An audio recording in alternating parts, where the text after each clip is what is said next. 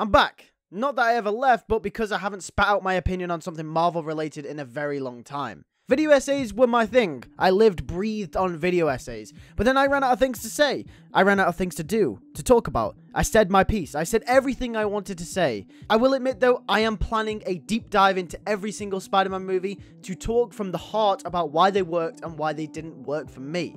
But apart from that, video essays were dead to me, gone forever, until now. The MCU. Phase 4, the Multiverse Saga, has reawoken the beast inside me, reignited the flame, the passion to speak about something I care or cared so much about. I need to say something. I need to let the world know that I fell out of love with the MCU. The Marvel Cinematic Universe has been there since I was merely 5 years old with Iron Man 1. It has grown with me until I was 16 watching Avengers Endgame and then COVID. Nothing for over a year. The MCU had its much-deserved break. It was time for the MCU to calm down, take a rest and go again. Then Phase 4 was announced. Bang, bang, bang. Project after project. This is great. We're getting so much more MCU than we've ever had before. This is going to be awesome. Or so we thought. We thought Phase 4 was going to be the best of them all, the most world-building, character-expansive of them all. And to some degree, it is. We have Moon Knight from the UK, we have She-Hulk, cousin of Bruce Banner, we have the story of the Eternals, we have a long overdue Black Widow movie. Great, right? The comic book style of multiple stories that fit into the same world really excited me when it was first announced. I love the idea of expanding on characters that we have never seen before on screen, characters like She-Hulk and Moon Knight. But let me ask you a question. Where is their place in all this? Where is their place in the story? And thus this brings me on to my first point of 3 as to why the MCU is failing in my eyes. Not streamlining. You know what the MCU was from phases 1 to 3? It was a continuous story where every character, every film had its purpose. Everything tied together with a nice little bow placed on top. Every character had their role to play. Every film had their purpose in the grander story. From Iron Man to Cap to Thor and even the Guardians of the Galaxy, in the end they all mattered. And now we have the Multiverse Saga in Phase 4, we have so many new and potentially exciting characters than ever before. But how many of them matter? How many of them will matter in the grand scheme, in the Multiverse Saga? Everything is building up to Secret Wars and the Kang Dynasty, but how many of them will show up? Can show up? Sure, for characters that don't matter you could cameo them, but what matters isn't a cameo. It's a reason. If a character does not have a significant purpose for the story, they should not appear. Simple as that. But the MCU continually thinks that they have to show that this is a connected cinematic universe every 5 seconds. And all of these characters that are now a part of the cinematic universe, what's their purpose? How will Moon Knight be involved with Kang the Conqueror? How will Daredevil go toe-to-toe with some of the most overpowered villains of the MCU in Secret Wars? How will Captain America possibly lead a team that is so much more expansive and powerful than himself? Well, I guess you could say they just won't show up. They'll stay in their little corner of the universe with their own stories.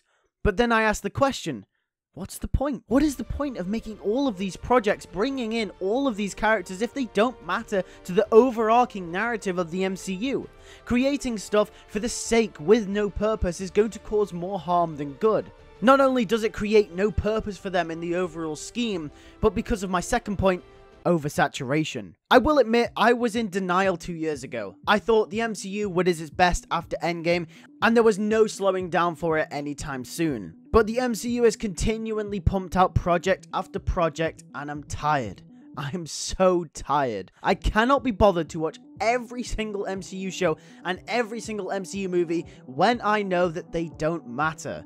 When there is so many of one particular thing, it becomes a chore to watch it. I've seen 2 episodes of Moon Knight and I wasn't compelled to come back. I've seen 2 episodes of Miss Marvel and I like the vibe, but at the moment, I'm not compelled to come back. I've seen 1 episode of She-Hulk. I like how it's almost embracing the MCU's new wacky comedic nature and is something that seems very self-aware. But will I watch episode 2? I don't know yet. Say I have a short attention span, say I don't understand the brilliance, but I never had this issue with the first 3 phases. I could watch the first Iron Man all the way through to Endgame a million times over. It's a great story, with purpose, with the right amount of solo stories and character building over the right amount of time. It took them 10 years to make the Infinity Saga. It's taking them a measly 5 to make the Multiverse Saga. Let that sink in. With 3 phases packed to the brim, with multiple shows and even more movies than the first 3 phases. That's a lot, man. And speaking of a lot, that brings me on to my third point. Overworking.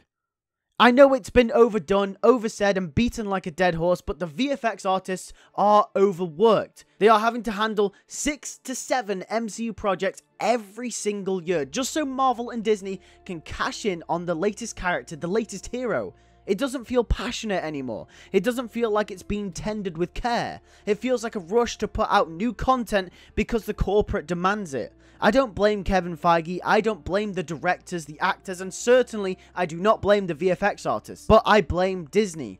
I could have this all wrong, but from my perspective, it seems like Disney saw the success of the Infinity Saga and then thought that they needed more of that. They need the next Infinity Saga to come out in 5 years instead of 10, with maximum profits. But the artists and everyone working on those films are being overworked, even going on record to say that their teams get depressed when they see a new high-end Marvel film get announced, such as the Kang Dynasty and, of course, Avengers Secret Wars.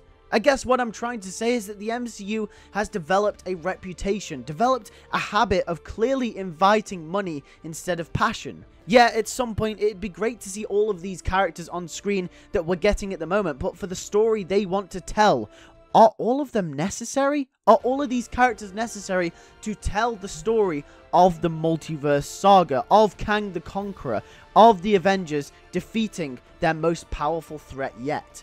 I don't think so. My problems will never be heard by Disney. Heck, this video might not even scratch past 1,000 views, who knows? But I'm passionate to say my piece once again, so I have. I love the MCU, but for how much longer?